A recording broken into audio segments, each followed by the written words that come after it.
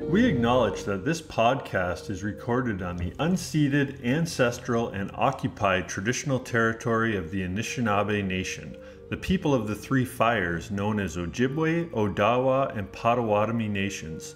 And furthermore, we thank the Chippewa of Saugeen and the Chippewa of Nawash, now known as the Saugeen Ojibway Nation, who are the traditional keepers of this land. In some parts of Canada, treaties were signed with First Nations that gave incoming settlers rights to much of the land, while in other areas, few or no treaties were signed. Unceded land was never given or legally signed away to Britain or Canada. It was stolen and continues to be occupied and governed by settlers today. As we live, work, surf, and play, we say Mahalo to the Métis, Inuit, and Indigenous peoples of Turtle Island and from around the world who have stewarded these lands and sacred surf spots for thousands of years. We recognize their amazing resistance, resilience, and strength in the face of ongoing dispossession, colonial violence, and injustice. In particular, we wish for justice to be brought for the murdered and missing Indigenous children and victims of Canada's residential school system. We believe that for true healing and harmony to occur, we must end the cycle of oppression while working together as we move forward in truth and reconciliation. We can be better, we can do better.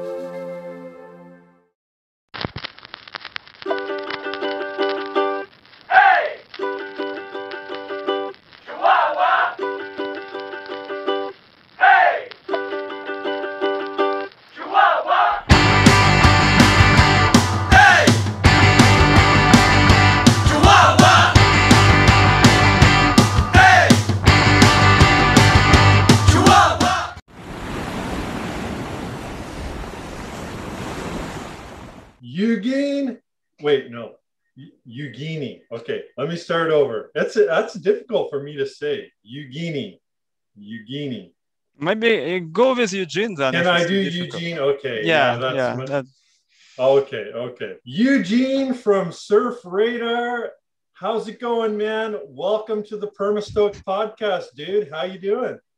Cool, thanks. Right on. Good to have you here, man. Where am I talking to you from? I'm currently in Cary, North Carolina.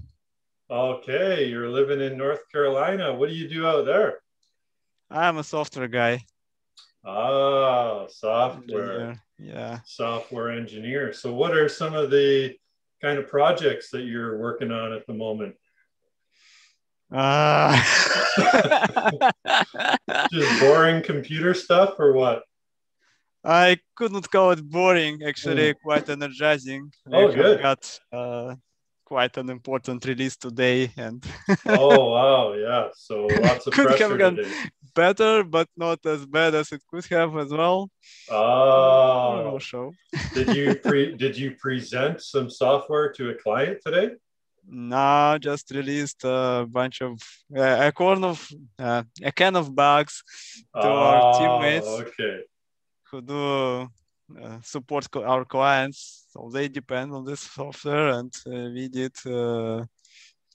kind of initial testing after the rollout. We got one rough edge which had been taken care of. Okay. I decided to keep it running till tomorrow to see if more issues will pop up. So you hear the word beta edition a lot these days. Like it seems like it's this version that comes out before the official release as sort of a test. Is that what you guys kind of rolled out today, or was this supposed to be? No, we actually do it. It's for internal team. Oh, okay. Oh, I see. Yeah, and we don't have such notion. It was an improvement to an existing tool which they use. Right on. So it was way past beta. It's not older than me, but career-wise, it goes closer. It's quite nice. So that software has quite a heritage. Nice. So you're a software engineer. That's what you do professionally. So are you a surfer? I would call myself more of a soul surfer. Soul surfer. Okay. So what do you mean by that? Just love the experience? Well, I do bodyboarding. You bodyboard, okay. Yes, and I do it whenever I can. Okay. And I really started kind of back in 1996. Okay.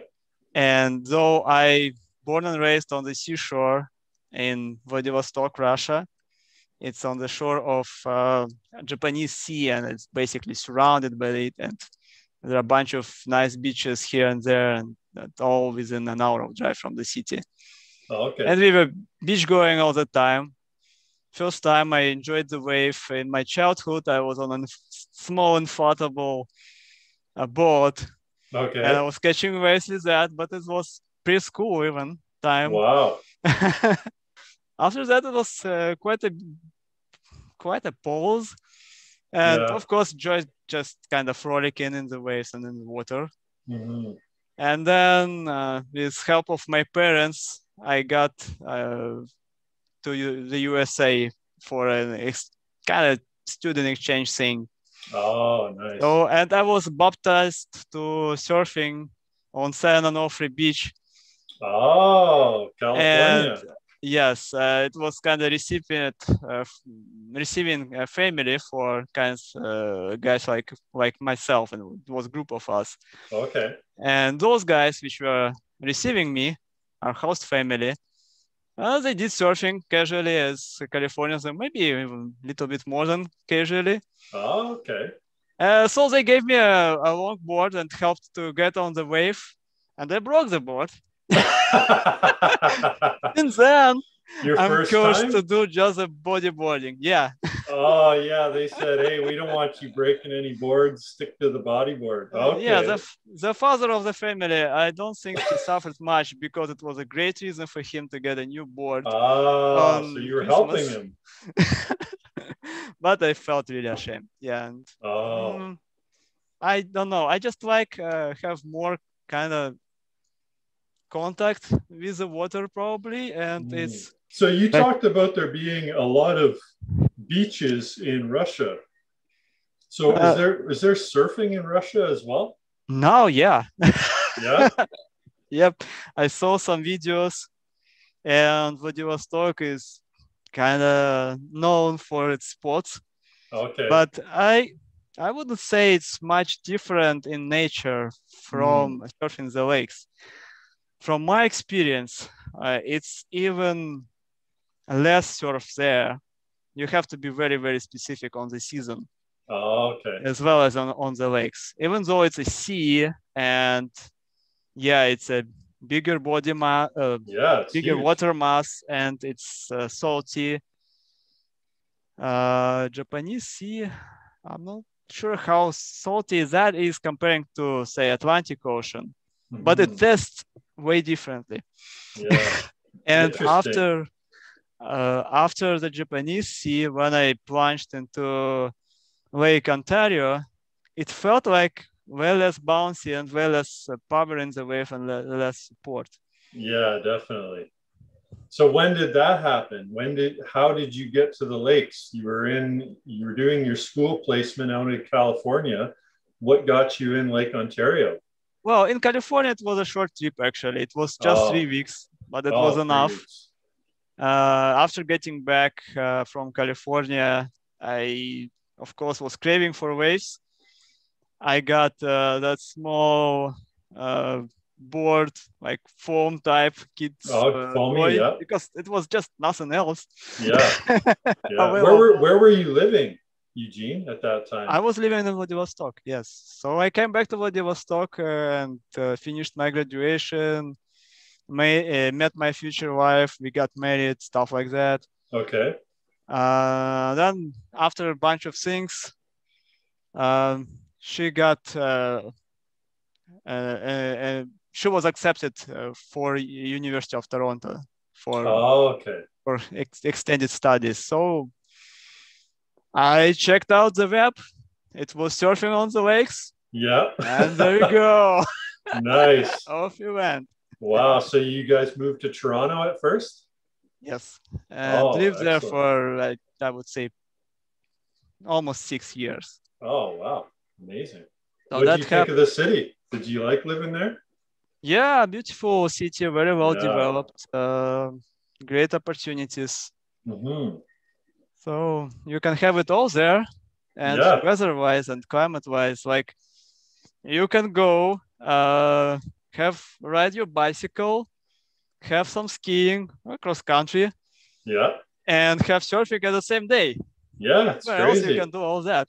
Wow, yeah, I remember that was the big claim in Vancouver as well, but you're right, you can do that in Toronto too. And I saw it on my eyes. Yeah. I did not dare to jump into the cold waters, but I saw the guys on bicycles while we were doing cross country on the streets. And in the news, I saw some guys surfing. Okay, so you saw the winter surfing happening.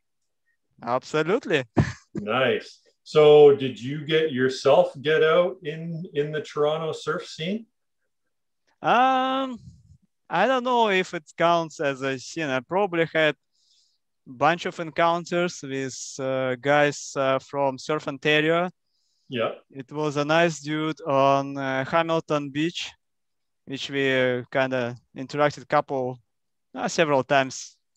But unfortunately, I can't remember his name now. Oh, okay. But that's pretty much it. I was usually going solo, and some spots, I wouldn't say they were busy at that time, but I was just lazy to go to most of the folks do surfing, because on my sponge I was happy with those slappers and foam which I was getting right on the access to the beach. The rest was private. Oh, okay. It was quite a walk, so I was just rushing, driving in, parking in, just kind of get the spot somewhere. Yeah. Squeaky stop, take the board, take the wetsuit, jump to the water, get your dose, get back, run home. Nice. Wow, you were in. Yeah. How thick was your wetsuit? Very thin, actually. It was shorty thick. Because I kind of not a fan myself of going into very rigid waters. And I say I'm more of a slow surfer. No, sorry guys, I cannot drop into sub-zero temps. Oh, okay. I was finishing as soon as water was around 18, 17 degrees. Oh, okay. Gotcha. So you weren't out doing the getting an ice beard or anything like that? No, didn't experience that yet. So it may happen one day, but till now, no. So what years were that you were in Toronto? Good question. I think we came 2006. 2006, okay. Till like 2012? Yes. Yeah, okay. Exactly. Yeah, actually, that's right. So is it when you were living in Toronto, is that when you developed the Surf Radar website? Yep. I think I launched it in 2011. Okay. And the problem was obvious. I don't know when to go. I did know where approximately. Okay. So you knew where to go surfing, but you didn't know when to go surfing. Yeah, thanks to this book. Yay, that's the holy grail right there. Yeah. Yes. Surfing the Great Lakes by Peter Strass. Nice. Yes. Yeah, that's the holy grail for us guys. So you had that book, and that show talks about lots of spots. Yes, and I drove on some, and we had some trips to some locations like Sobo Beach,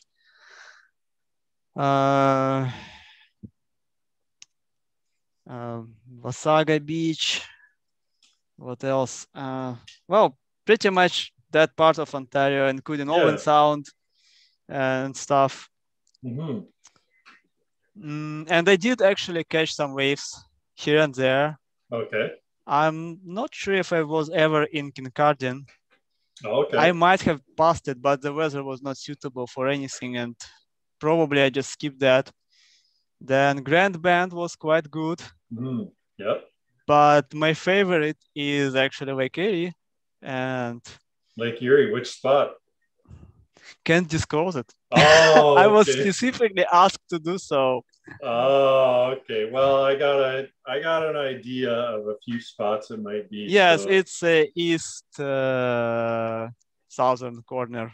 yeah, okay, I guess nice. you know what I'm talking about. Yeah, we won't say it out loud, but great. Yeah. So I It's also mean, tracked by the site, by the way. I didn't hide it that much. I was just okay, it is asked on the to site. remove the name because I it was gonna points to ask, I was gonna ask you, have you taken a lot of heat for, putting different spots on there? Have some people gotten upset that you're showing where their surf spot is?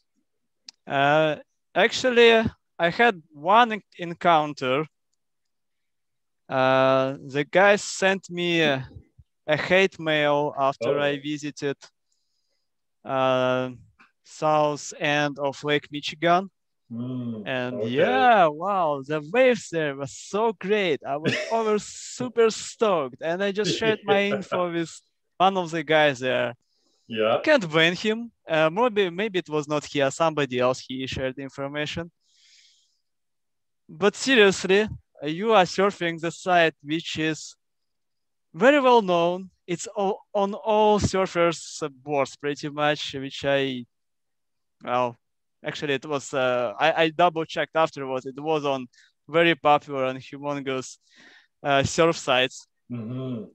It's just 1 hour from Chicago. What do you guys expect? Yeah. And if you want constructive conversation, please put real email, not some fake one and offensive. Yeah. So I just didn't do anything about it because, well, response was not without the proper email. So sorry, guys, couldn't interact with you. Yeah, well, hey, they have a choice, right? If people want to be civil adult human beings, then hey, reach out properly with an email address and address your concern in a nice way. So yeah, and that was actually happening with that spot, which I cannot disclose anymore. Yeah. It's just silly because I think everybody knows about it. Yeah. So Eugene, you wanted to have a resource to know when you could go surfing. So how did you develop the Surf Radar website? I just created a little script which was pulling information from the weather website at NOAA. That's what I wanted to ask you. So Surf Radar does not collect its own information per se? I don't do any fancy modeling, anything like that. Okay. I got a couple of requests, one from Chicago, one from, I think, in Guardian, to add wind information. And if you guys hear me, I will do it. Okay. Oh, you mean so that feature isn't included yet? Yes, I got a request from Stephen from Chicago and Andrea from Port Colborne. So I owe you guys. It took me a while, but I will do it. Oh, anyway. It's coming. Nice. Yeah, well, not very soon, probably. Okay. It's coming for sure before.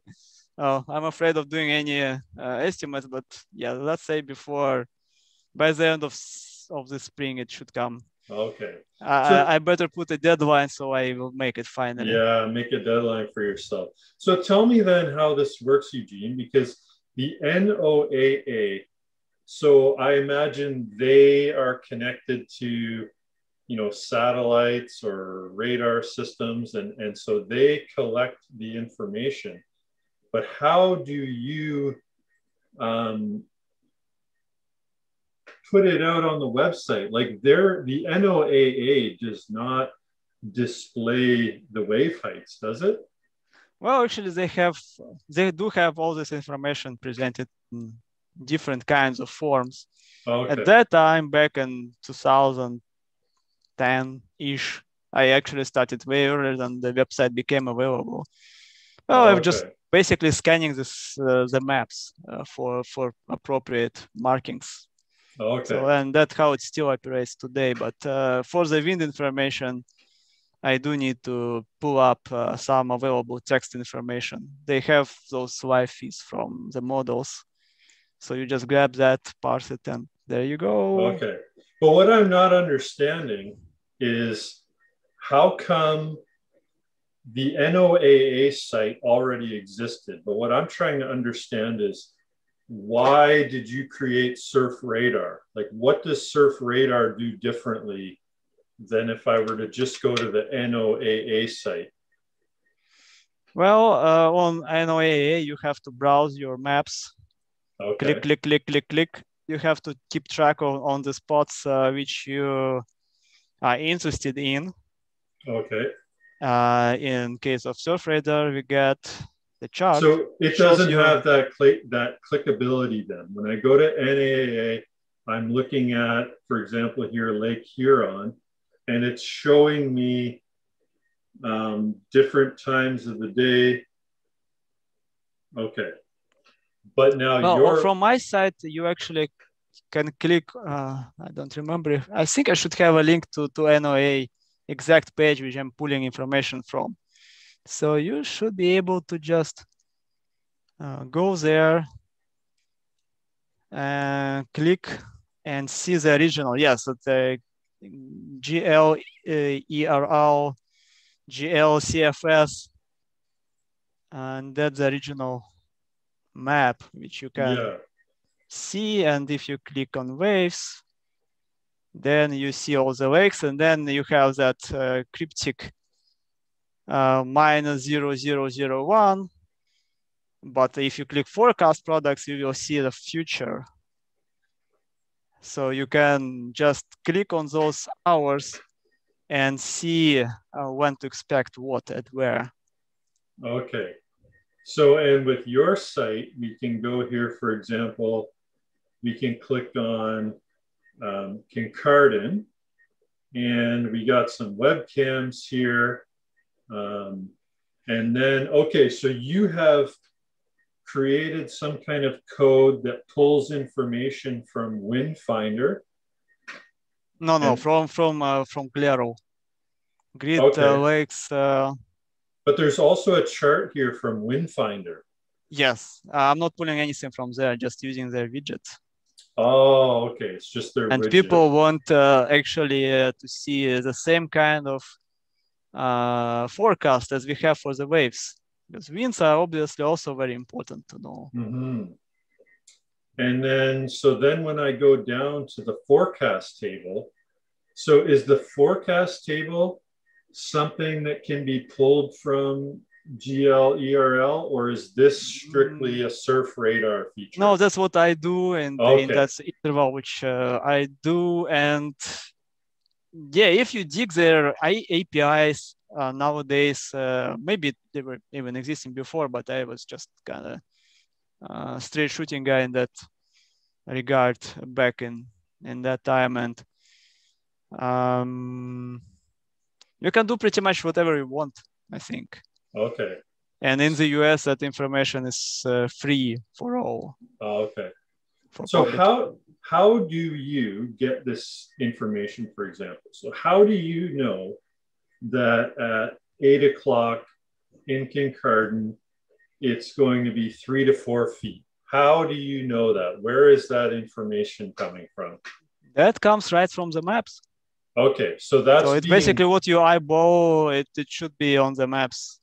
So what you have done then is basically taken this map and created these sort of individual equations that will pull information and put it in a chart form. Okay. Yeah, so, because it's way more convenient when you see them all in one place, and especially if you're interested in a bunch of those spots, you can just track them on the main page, or there is also, how I called it? So it's way more convenient. And what I like about Surf Radar is the fact that I am not a weatherman. I'm not a scientist. I'm really not the greatest at forecasting. So the tool you have created, my friend, is a huge, amazing resource for us. So I know you've gotten some slack by someone in Michigan, but I want to say thank you for all the waves I have caught thanks to you. Because I don't want to drive necessarily if I'm going to get duds, right? Like you got to drive a half an hour, whatever it is, a couple hours. This at least gives you some hope that when you get there, there's going to be waves. And I have to say, anytime I've seen the green waves, like what I mean by green waves is not green waves, but just marking on that the chart. Marking, on the chart it's green, because that's when you're sort of signifying that the waves are a bit bigger. So because I think you go from 3 to 4 feet in blue, but then from 4 feet and up, you change the color to green. So if you're a Great Lakes surfer and you're looking at this, basically when you see that green, you get real excited, because that means there's somewhere that you and it is not necessarily will be 6 feet or higher. It just will be something usually. So that's the it will maybe harder soup to do. It's usually, the thing is there seems to always be waves when you do have the green. I will say, you're right. I wouldn't say that it always measures to be exactly what it's saying here. But it's, it's pretty reliable. So, but this information is coming from the GLERL, which, is pulling it probably from their own. Yes, weather. They do have a bunch of models. I don't know exactly right now which they represent on that particular map, but they definitely do have some. Okay. So you created this tool in like 2010, but you didn't roll out for a little while later. So when you presented it to the audience, to Great Lakes surfers, what was the response like? I think I just had posted it on one of the websites at that time, one of surfers forums. Okay. There was no hate. There was kind of, oh, thanks, dude. Yeah, moving on. And we were just sitting there, and it was receiving kind of 200, 300 visitors, maybe 3 years ago. It was like this. And now I was shocked to see thousands of visitors per So for month. anybody listening to this and not watching, Eugene just drew a upwards arc. So you went from 0 to 300 views to now you're in the thousands. So what kind of, how many views actually, a day? Thousands maybe not the right word. So it was, I specifically checked. I just want to make a live correction to not overestimate. So it's 1,500 users per month and around 8K visits. Okay. Yeah, so people just keep clicking and looking at what's going on. So 1,500 users, is that people who have taken the effort and registered a username, or that's just anyone who's come on? Okay. No, and actually I specifically not forcing anyone to register. And I mentioned a separate thing on it, like it has my spots in the menu on the very top. So you can select the sites, the spots you are interested in. And you can just put that generated link into your favorites and just or just revisit it from your history. So you don't absolutely have to register for anything there. It is running on one of free platforms, which actually requires registering, but that is only if you want to leave a comment. And so you for can a while, mark your favorites even without having a login? yes, you don't have to. What does it remember your IP address or something? I personally don't do anything like that. Okay. It of course automatically gets logged when you visit the site on the servers. Okay. And that front end which you see, it's actually from one of free platforms. And it does require you to register if you want to comment and stuff like that. But yes, I can see your emails if you're a registered user, and I can pull the list of users. Okay. But I personally don't manage anything there. I can probably delete someone from visiting my site or something like that. But it's not something which is managed by my code. I only provide the forecast based on NOAA data. And what else do I do here? Of course, all the pages I created, it's by myself. Like I have included the information from buoy data for some spots where it's available and when the buoy is reasonably close. I have added some webcams as well based on availability. So where have you pulled the buoy data from? It's also from Glero. Oh, okay. And they have links. Okay, and the webcams are these private webcams that people will identify and give you the links for?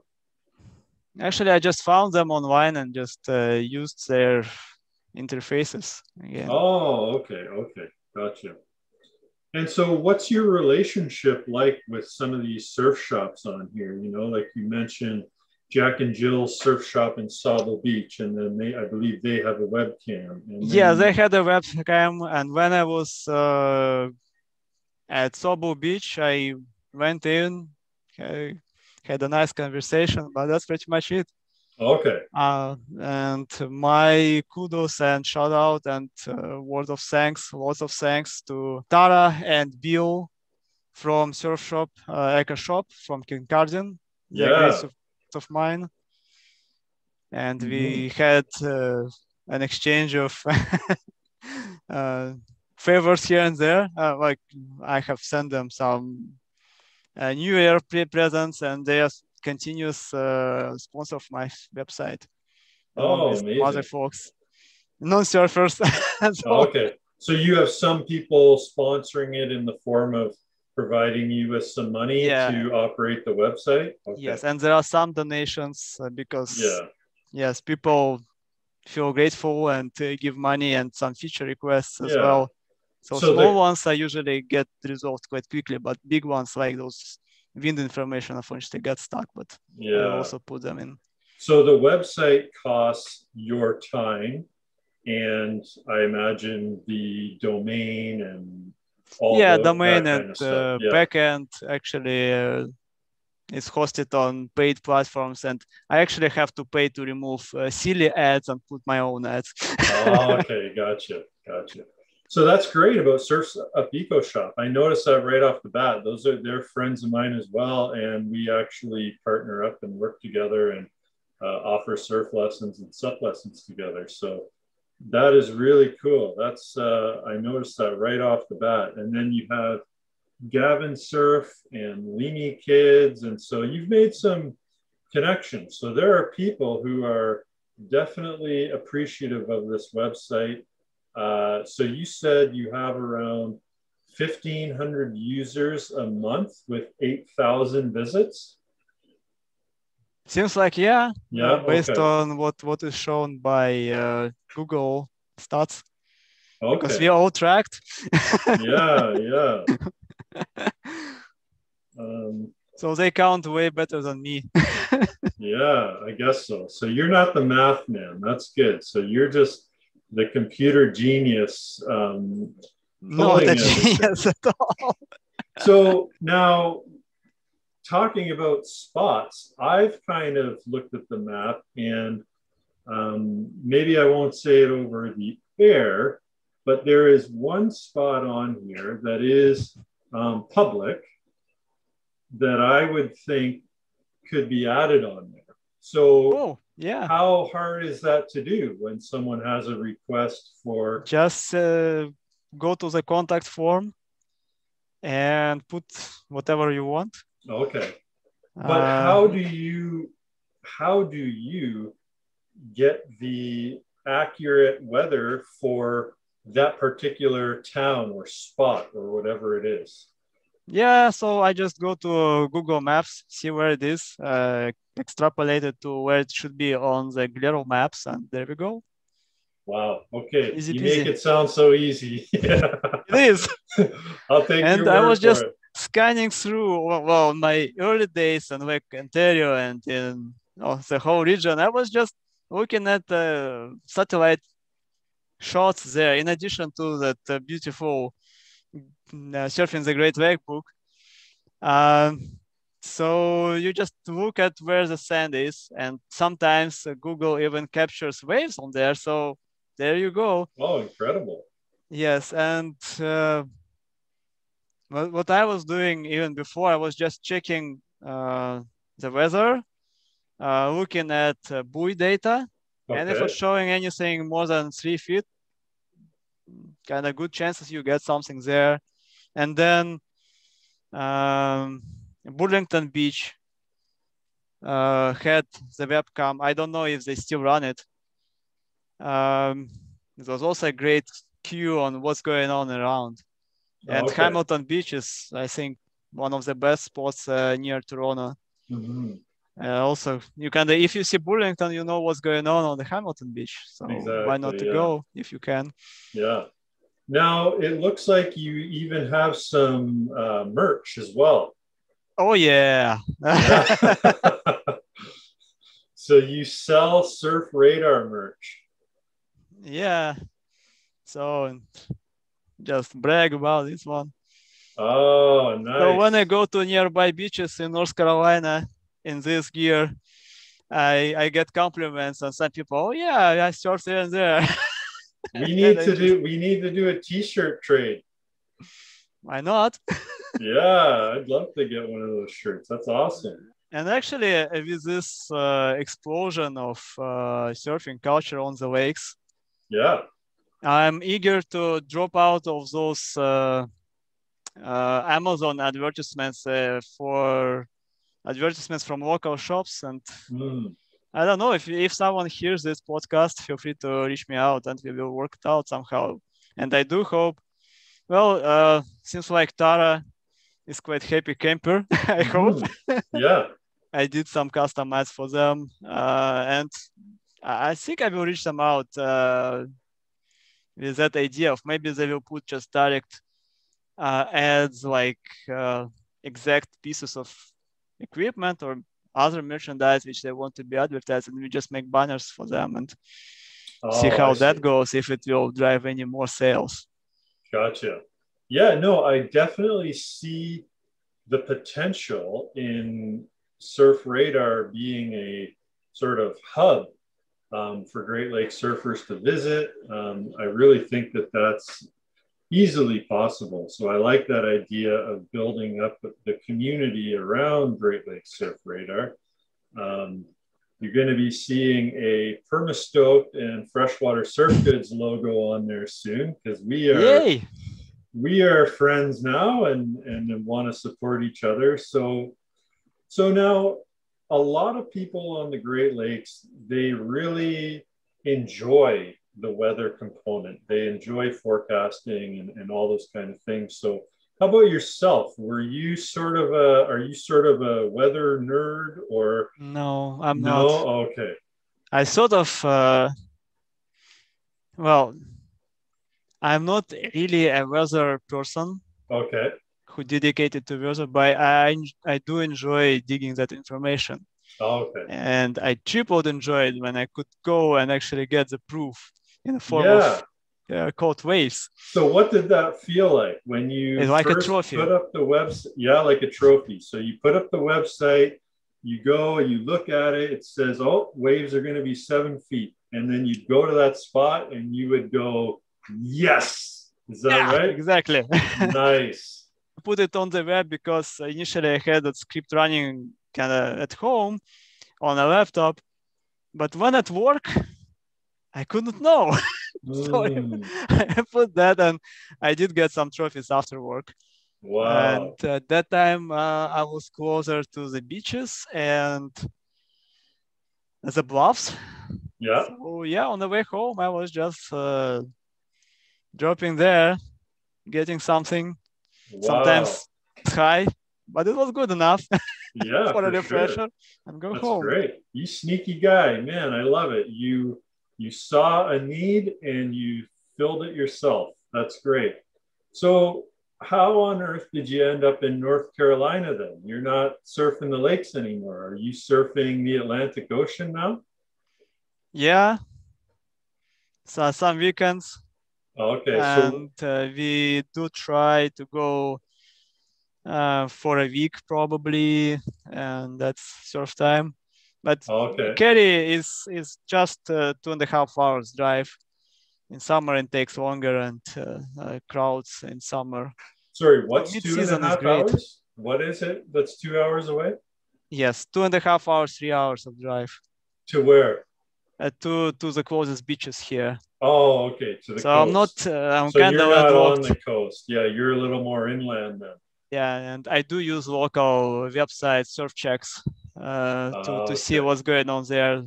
They have webcams all over the place. So yeah, even though you're living on the ocean now, you continue to dedicate some time to keeping the Surf Radar website going. Yes, honestly, I had quite a bunch of events this year, and I did hope to kind of dedicate more, but now usually it's work and family takes priority. But if someone asking for something quick, I usually just go and do it. Okay. And things like ads are usually for the Eco Surf Shop also kind of quick to resolve, and off we go. I see. So Surf's Up Eco Shop. But usually it's mostly kind of tracking the bills. Okay. Yeah, tracking the buoys. Awesome. Because if I miss a payment for the hosting, it will just go down. Oh, tracking the bills. Oh, yeah, for sure. Make sure those are paid. Do you imagine if I went to Surf Radar one day and it said, this website is not available? Oh man! No way! No. It's worse of nightmares. Yeah. That is a nightmare. That is a nightmare. You are for sure. Yeah. So, yeah, I just think that that's so fantastic. I mean, it's interesting to me that you have operated so independently from the bigger scene. Like you're just this guy with the talent and you've created this tool, originally probably for yourself, but it ended up, I mean, so many people are utilizing this. This is that's like great. I was in Surf Ontario shop on my most recent visit. Okay. I was talking to one of sales representatives there, and some guy, you are doing the Surf Radar. Nice. And it was mostly positive reaction. Yeah. From South and Michigan, also kind of funny. So I got that hate email. Yeah. And praise email. Oh, I believe it. Of course. Yeah. Of course. And some other people from Chicagoland area kind of giving me kudos and sponsoring. So kind of mixed reaction.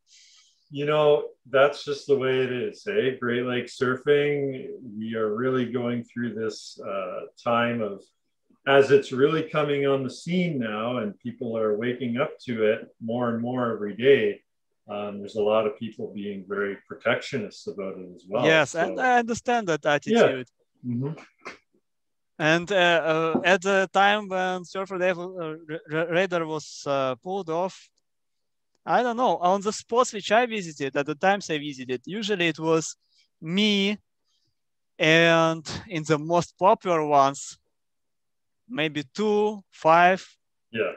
So in that kind of threshold amount of number of people, not more than 10, I would say, at least at the times which I went. And one of initial trips around the lakes, which I made, I went to the long point. Okay, so the water was muddy. No one surfing, but it was surfable. I did take a plunge and went down further to the east, and a rocky point, featured in all featured in the book basically. No one. Waves were pretty good though. Yeah. Then I went to the surf spot, which I guess you know what, and that was fantastic. Oh yeah. Yeah. So it was rainbow shining, and I was alone still. Yeah. Some other day I reached some people there, but they were doing their thing. I was doing my thing.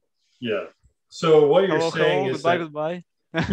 even with this public website, all the information there telling you there's surf, even with that, you still are going to surf spots and there's not many people there. So yeah, now I think it's different. And on the south end, Michigan, I would say it was not that many folks at that day, and it was quite cold. It was early spring when I had a trip there. But I can imagine it can be crowded, and it is over there. Yeah, some spots depend on jetties and piers, and some people don't. Well, it's really difficult to paddle in weather like that. Yeah, and when it's cold, so of course there is a lineup on this, say, launching spot, and there could be conflict in there. So you are a software engineer. Have you ever thought of working at Magic Seaweed or Surfline? Not really, but I would be interested in collaboration maybe at some point. But because you've kind of created a tool. Yeah, you've created a tool that their software doesn't do the trick for the lakes the way yours does. They still track some spots, and I actually put information for for some spots in the US at least. Okay. From Magic Seaweeds. So it's just not just my information, but it's also their information in the form of widget which they provide. Okay. So this site has all kinds of capabilities. I mean, I could imagine you'd go on here, you could see webcams, like you could have icons for where webcams are and click on it. This site has the potential to become more, I think, interactive and just build. Now, you talked about analytics, and you mentioned, that the lakes were more crowded in Michigan, for example. So in your analytics, are you seeing where the majority of the views are coming from? Yes, of course. I guess you also can go to Google Analytics page, and if you kind of provided them tokens or whatever the information they put on your page, you can track many things. Yeah. Demographics is there. Who are you seeing though that's coming? Is it mostly the American audience, or no? It's mostly, it remains to be Canadian. Really? People. Yeah, nice Canadians visiting site more often. Excellent. on Lake Ontario for the most part, do you think? The Toronto crew, or? Yes, I didn't do it that much, but yeah, I think Toronto and surrounding areas, London, Ontario as well. Kind of popular cities on the lake. Yeah. Yeah, this website is so cool. You got all kinds of capability here. You could even have recommendations for, what type of wetsuit to wear in those Yes, I was trying to attract some context advertisement, because it actually worked well until I moved. Oh, okay. And then I basically, I did have trouble of resubmitting Surf Radar to Google. When you move, you have to close your account and open a new one. Really? Oh. And at that time, it didn't meet their threshold for the visitorship or something like that, or maybe some other rules has changed. Yeah. So those pages were created in intent to actually attract some content traffic. Nice. And actually, I wanted to do some good to society by sharing some of tips which I learned myself. Some surfing tips? Not surfing tips, but just kind of, I had to repair a ding on my sponge. So I went to the Surf Ontario guys and got some good glue from them and put it on. Yeah. I didn't find anyone doing that on their bodyboard. Yeah. So I decided why not to put this. It's a write-up, and those Google ads program requires you to have some content on your website. Otherwise, they just don't consider you as a candidate. What do you think is next for Surf Radar? What are some of your plans with it going forward? As I said, maybe promoting some of local surf shops. Okay. I think that is the most kind of fruitful things for everyone. Yeah. Because I do see some conflict of interest right now, though. Like people who have their foothold on the spots and they're local or local-ish. Because some people do pretty lengthy drives to get there. Yeah. But still they're kind of local to the spot because they know people surfing there. Yeah. And the surfing industry on the other side, which are interested in promoting the sport. And the spaces and spots are limited. Yeah. So I don't know how it will turn out further on. It may evolve into some private pages somewhere. Maybe some people pay a membership to know where the it may be as sort of a kind of screening mechanism. Like if you don't want to pay a dime, then probably you won't have a look. And from the other side, people who want their spot protected would be happy, but by seeing that it's not a public anymore. I see. Yeah. Well, things are workable, and if someone is annoyed that much, we can discuss things. But that email actually made me thinking of how to mitigate it. Yeah. People from Ontario, they just came back to me and said, you know what, you mentioned our spot and you have a kind of control point nearby. We are totally fine with that. Just remove the mentioning of it. No problem. Okay. And their argument was that there are too many people, not in the sense of too many people surfing, but just misbehaving. And that particular spot is a private territory if you go formally with it.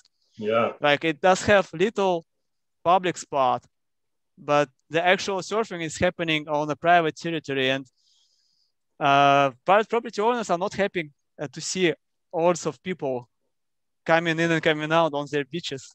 Absolutely, yeah. Yeah, so that's the problem, and that's another aspect of actually protecting some spots. Yeah, that's interesting. That's an interesting dilemma to have. I mean, yeah, you could have people pay a premium. You know, they could have the regular membership that's free, or the premium, where or they for the real hardcore guys, you can get some of those more rare spots. Or the problem with the hardcore guys, they know everything already. They know. Yeah. I think they are advanced on weather tracking on their own. And they don't need this website. They don't need That's my feeling kind of thing. And from what I did talk to some guys on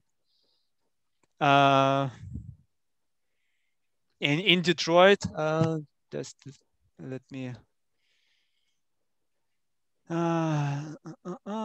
So I had a conversation with Brian from Great Lakes Surf Shop in Detroit. I think west of Detroit. on how things going and what culture look like. I do have some jokes on names, not to forget to mention, because I'm really grateful for everyone who is coming into contact. Yeah. So future plans is basically keep things churning. Adding spots as people request, managing spots as people request. I don't think there's much sense of removing anything what is already there. Some altering possible, I think, just to keep kind of fine balance between novices and people just who like the convenience of the site to know when and where. And I also think of having more spots actually help people disperse a little bit. That's another if way you know of that it. There's a hardcore local gang, so to speak, in one spot, and you know that there's plenty of spots around, and you know that weather is great. For example, if you're in Milwaukee, or sorry, in Chicago, you can go either south or north, and who knows, maybe in the north it is better now than it is in the southern end. So I'm sorry for the southern end guys, that it will be a big longer drive for them to go at the other spot. So I think there could be some potential for dispersing as well by just sharing information on the spots. But anyway, right now I'm not in the mode of expanding it because I think it's covers enough spots.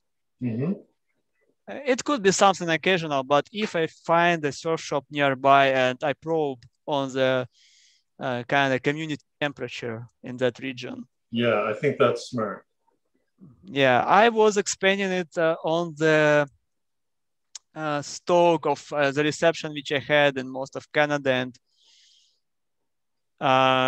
some information from local area around, say, Detroit and areas like that.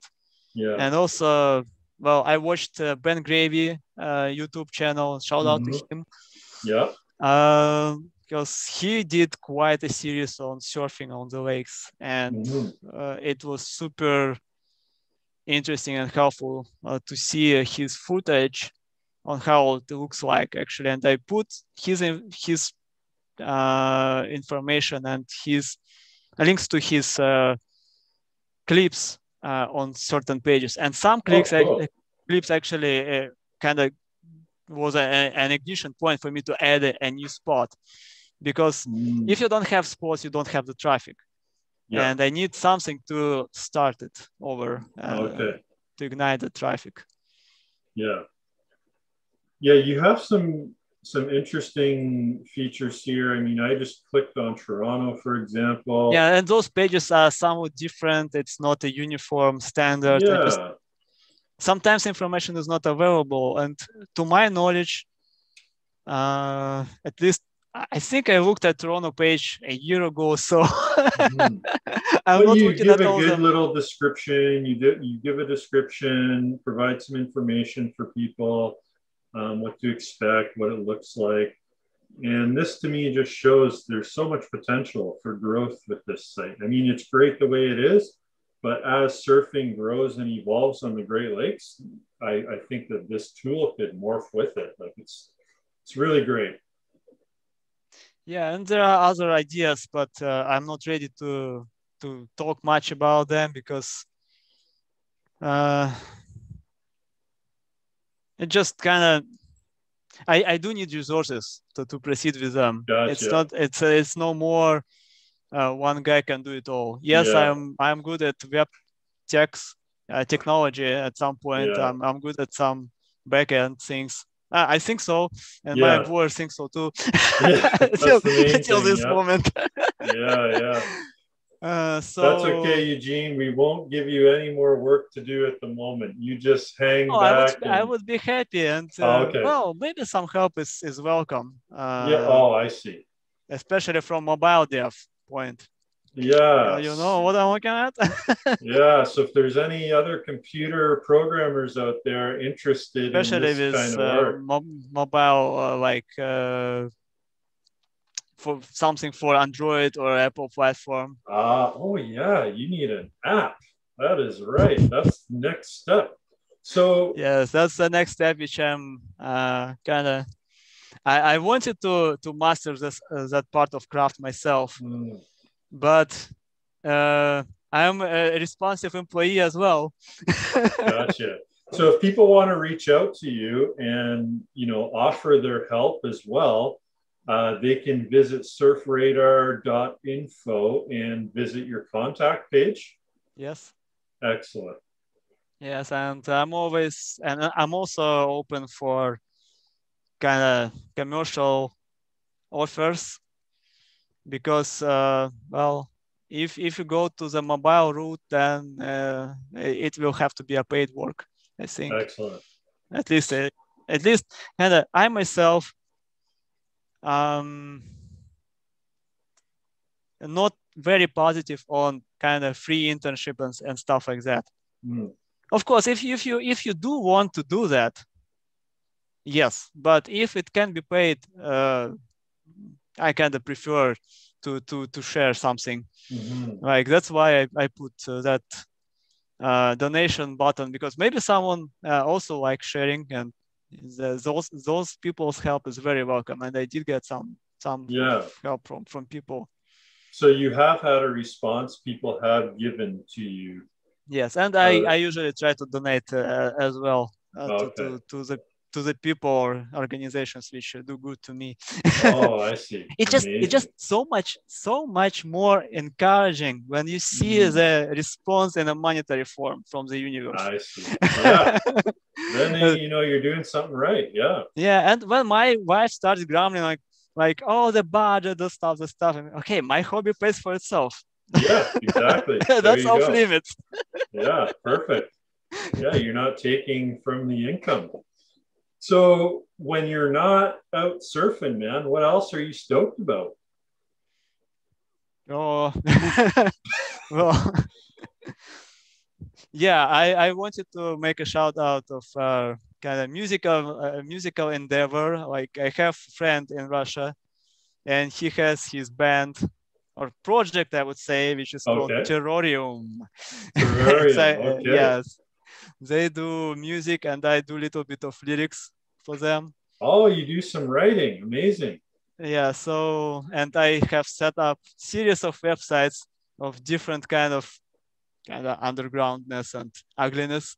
Okay. And now we ended up with a real simple one at terroriumband.com. Amazing. I will provide links to all that, and I will play some of the band's music during this podcast. Yeah, and unfortunately, I didn't publish much yet, but we are working right now on these 2 songs pretty much in parallel. We will see how it takes out. So are you a singer or just a writer? No, just doing lyrics and kind of we sitting together, and he is sometimes asking how about that. But I think he asked this question for many people around. Oh, okay. And it also it just like Surf Radar, but for him, it kind of comes and goes. And the year before, it was wonderful, magical year actually. He's architect by his trade. Okay. Yeah. And he finally got his own music school just before the COVID happened. Yeah. Just in time to close it. Yes. And so the lucky guys who sold it to him. And he was quite busy with that stuff. And he also had some building project kind of hinging. And we had just a couple of months ago, we got, okay, let put kind of cross on it, stop it all. Like, we had website address expiring, so we just let it go. And then somehow we got another kick, maybe because of stress and life circumstances happening. You know, poets and musicians do best in the time of stress and misery. So under pressure. Yeah, we'll see if it will have enough momentum.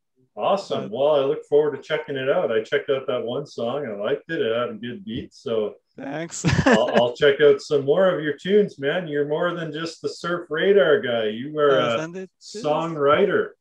I would take that, that title.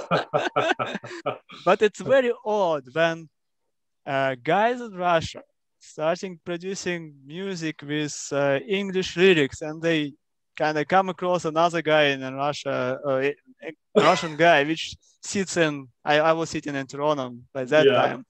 I actually was bored. You know, you are trying to do something, you know, why not to work together on those lyrics? Just little bit of tweaks here and there, and you know, grammar ish. It's not no perfect by any means, but it's something which we do for fun. Yeah, for sure. It's collaboration is fun. That's great, man. Yeah, they did have some tours in Russian Far East, and they were kind of getting some traction there, but then some I think they were aiming at Asian market like Japan and Korea and China, but then the COVID thing happened. Oh geez, COVID frickin' screwed up everything. It's so easy to blame it. Just blame COVID. Yeah, the reason it didn't work out, COVID. It was COVID's fault. Yeah, I just another thing. All those nice things which we love do, they don't provide much money, and we are not brave enough just to drop out everything and just plunge into those kind of passions and hobbies which we have. And don't get it wrong, I'm also passionate about my work, and honestly it's 99% at which of time which is going to work, and sometimes I work late and stuff like that, and sometimes inspiration comes, sometimes inspiration goes. So that Surf Radar, it was coming and going, like it was sitting idle for a year, then I decided why not to put a little bit of more kind of donation page, and then donations came. Oh, it's another kick. I started working on it.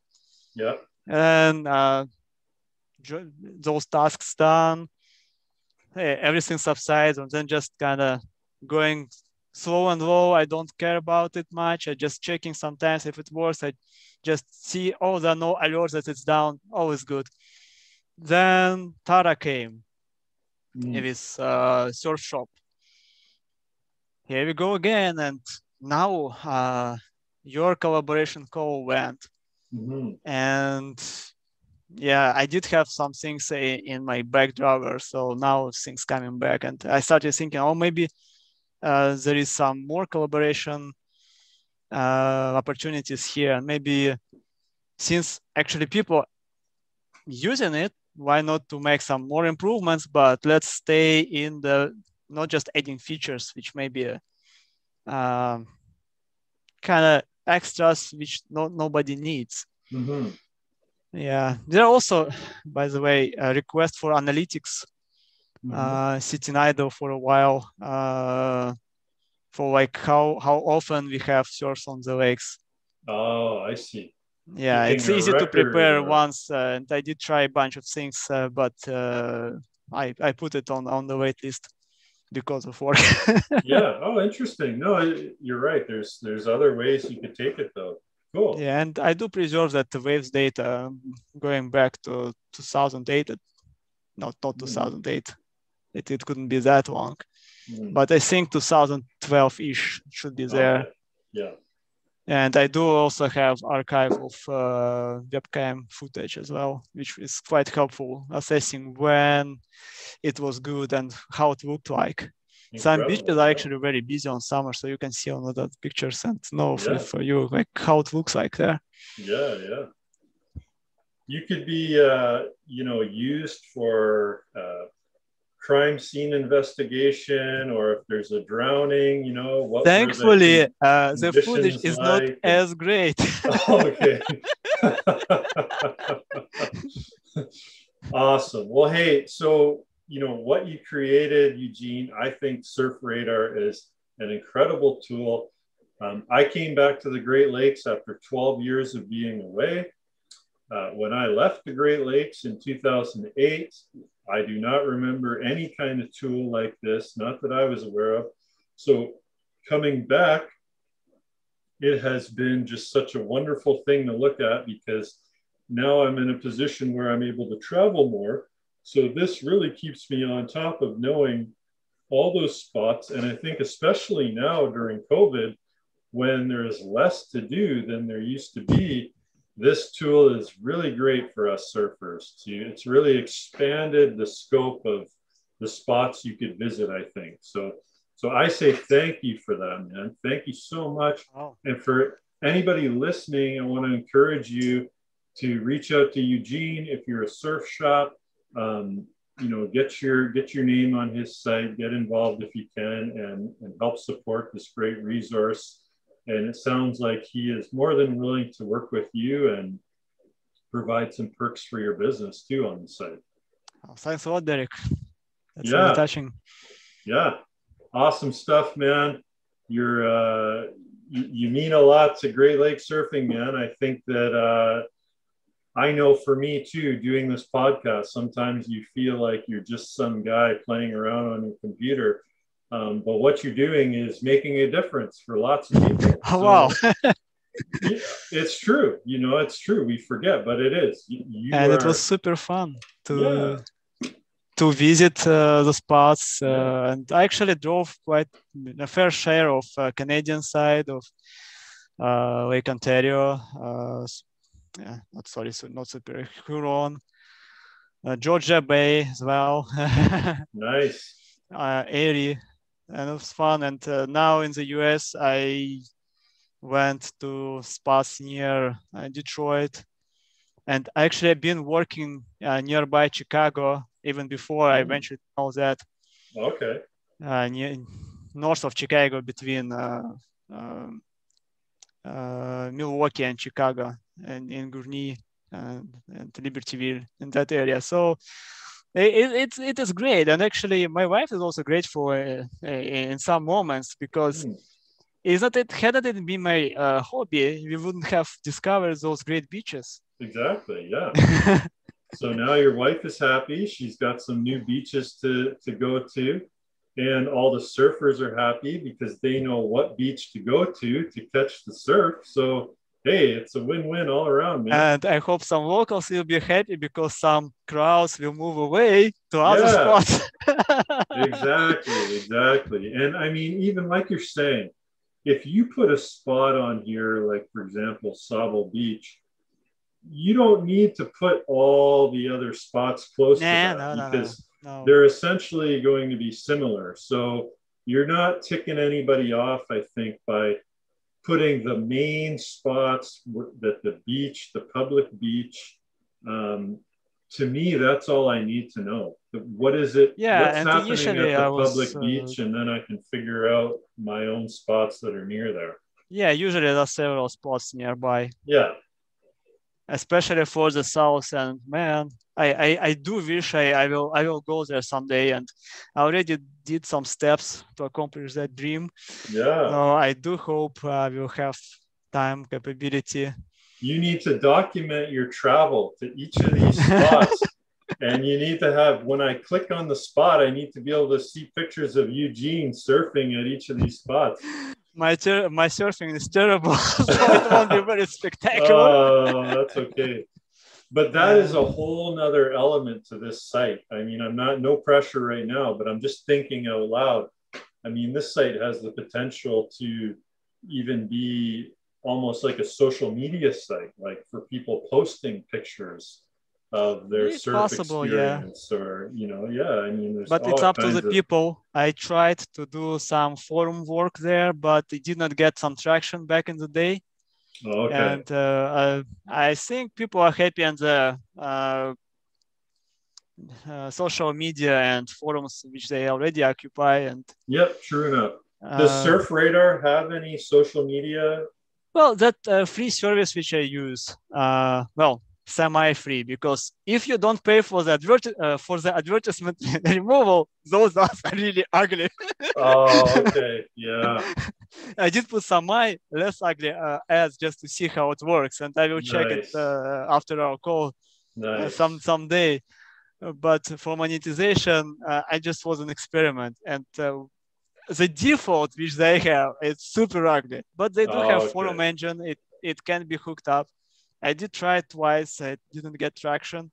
And honestly, without, say, Google AdSense ads, probably doesn't much make sense. And they don't favor that kind of content. They don't, Gotcha. From my understanding, they are not favorable of forums and stuff like that, kind of loosely moderated or non-moderated content. Okay. Yeah, so that's why I'm not really looking much into that direction. I see. From commercial point or community point of view. And moderating, I think it will take quite a bit of time. And I'm not local anymore, so I don't feel like I could moderate it well, to be honest. Yeah. So kind of social, it's second, third. All right. No pressure. My priorities list. No pressure. But thanks for the idea. Yeah, you just keep people doing still what you're can doing, man. Comment on those pages. I think that platform now requires to register for commenting, and I understand why. My site was receiving fair share of spam messages, which I was not welcoming, so I had to delete them proactively. Yeah. And so it was like spam. If something about the spot, and if something you don't like about the public there, or something you like about the public here, feel free to post. Yeah. So contact Eugene. Go to surfradar.info. He's got a contact page. If you have suggestions or recommendations, or you just want to say thank you or make a comment to Eugene, you can do it at surfradar.info and just click on contact. Yes. Eugene, and don't be afraid. Put your contact information so I can reach you out. Especially if you're throwing this guy shade, let him know who you are. Stop hiding behind your keyboard internet You trolls. can hide behind the keyboard, but just leave your normal, well, not normal, but email, which you can be reached back. Yes, exactly. We can have some meaningful conversation after all. Exactly. Have some dialogue for sure. All right, Eugene, again, my friend, I say thank you for creating such a great resource for Great Lakes surfers. I don't know what I'd do without it. Surfradar.info. Check it out. Eugene, have fun out there in North Carolina, surfing the Outer Banks, my friend. And stay stoked. That's the next spot to go. Thanks a lot bro. For being in. Yeah, no thanks problem. a lot. No problem. All right.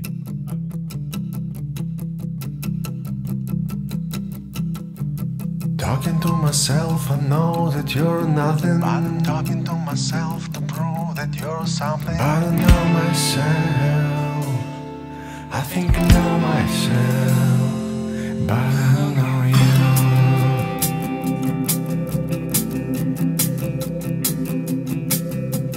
Talking to myself, I know that you're nothing. But I'm talking to myself to prove that you're something. But I know myself, I think I know myself, but I don't know you.